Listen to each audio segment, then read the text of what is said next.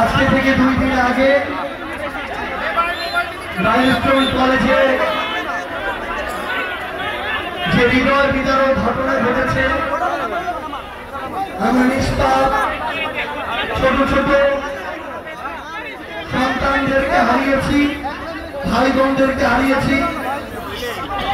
তাদের জন্য আমাদের অন্তরের অন্তঃস্থল থেকে দোয়া, যারা আমাদেরকে ছেড়ে এই পৃথিবী থেকে চলে গিয়েছেন, আল্লাহ যেন তাদেরকে জান্নাত নসিব করেন।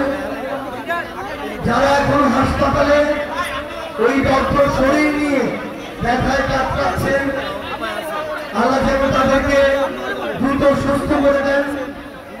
তাদের যে ব্যথা, সেই ব্যথাকে প্রশমিত করে দেন।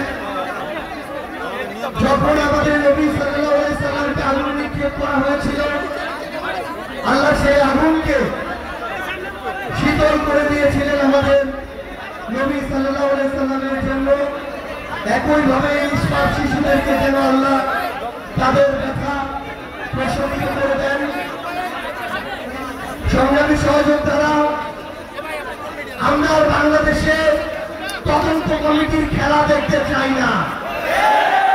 আমরা দেখতে চাই এই অভ্যুত্থান পরবর্তী বাংলাদেশে এই তদন্ত কমিটিগুলো প্রত্যেকটা ঘটনার পিছনে কোন ব্যক্তিগুলো দায়ী, কোন সিস্টেম দায়ী, কোন প্রতিষ্ঠানগুলো দায়ী, সেগুলো খুঁজে বের করে তদন্ত সাপেক্ষে তাদেরকে যেন শাস্তির আওতায় নিয়ে আসে।